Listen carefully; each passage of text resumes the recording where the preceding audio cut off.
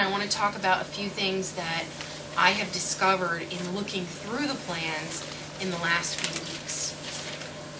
I have a concern because the first environmental study, phase 1 of the environmental study, was completed. And to break it down in terms that I understand and that non-engineers understand, phase 1 says, do we have asbestos and lead paint in the building? That came back, yes, we do. Normal step, phase 2 environmentals would say, how much do we have in the building? And that would really determine the cost of removing those agents and tearing down the building. We heard in the last meeting that to take the building down alone and not without building something else would cost far more. For example, and I can't remember the exact numbers used, but for example, it was, $100,000 if you were taking the building down and then building something else, and then it would be okay. We had 400,000 for demolition in 2 minutes. Yeah, it was $351,700 to take the building down, just demolition. But if they included demolition, in the price of building a new building, the demolition aspect would only be $94,000. I'm looking into that because this was all done by the engineer without getting bids. We have to put out bids and find out really what that would cost. Now, again, to go back to, and been learning a lot about engineering in the last few weeks. Phase 1, we determine whether those environmentally unfriendly agents are there. Phase 2, we determine how much. Phase 3, we would draw up plans for a building. What happened in this case was we went right from phase 1 to phase 3. So on this sheet here, it lists a cost for environmental abatement at $60,000. When I questioned the engineer, how do we know that it's $60,000 without knowing how much needs to be abated? They really didn't know. They said it was a guesstimate. What we're working on right now are phase 2 environmentals to find out exactly, this number could be more, it could be less. We just don't know. So now we're going to phase 2 environmentals.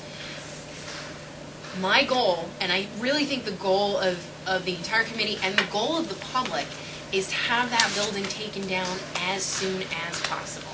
It cannot be reused. We've determined that, before the fire, it would have needed a lot of retrofitting, I guess is the term, to be able to utilize it. Now there's been a fire. I haven't heard anyone disagree that that building should come down. So we are going to be taking that building down as soon as possible. I do not want another summer to go by with that eyesore there. I know you live right near it. Yes. Well, good. It's very important, and we're going to try to do that as soon as possible. We have to. The first step, phase 2 environmentals, and we're working on that right now. Second step is put the demolition out to bid. Another thing that I've learned in the last few weeks is the wheels of government sometimes turn a little slower than we would all like. So, of course, there will be a bid process, but there is a sense of urgency to get this building taken down. Now, another question that I had been asking and couldn't quite find the answer to before I took office was, what exactly happened to the insurance money? We all know that there was a fire there. What happened to the insurance money? Some of it was spent on this or that. We managed to, we believe, locate some of it. And my hope is that that money will pay for the demolition. That is my hope. So that takes us to the demolition portion. So now that we've got the building down, that's a very good question. Taking down the building is step 1. We all know that the building is a liability while the property is the asset. I've heard a number of tremendous ideas come out of these meetings. A pavilion, I think, was mentioned last time. There were wonderful ideas. So I think our goal is to continue working on those ideas. Someone mentioned to me that Lighthouse Point Park has, and I haven't seen it yet, I have to go down there and take a look at it. They have a little water park for the kids, and that could be a portion of our park could be dedicated to that. Portion of the Candlelight property could be dedicated to that. It's one of those parks where they have the different sprinklers, and you touch them, and they spout up, and it seems like another great idea. So I think that's something that we may want to consider for part of the property. Again, I wanted to keep you clear on what I was doing, what I have been doing in the last few weeks. And again, first thing we're doing, find out how much needs to be abated, what needs to be abated, and how much it will cost. And then, get an estimate on how much it will cost. And the next step is putting it out to bid to have the building demolished.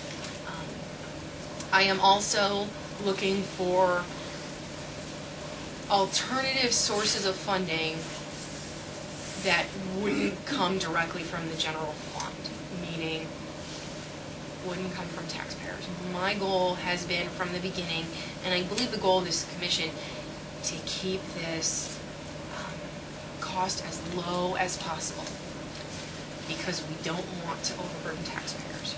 My office can be emailed at mayor.towneh@att.net right now. So, you can always do that. People who can't make it to the meetings are always invited to comment. And right now, the email address is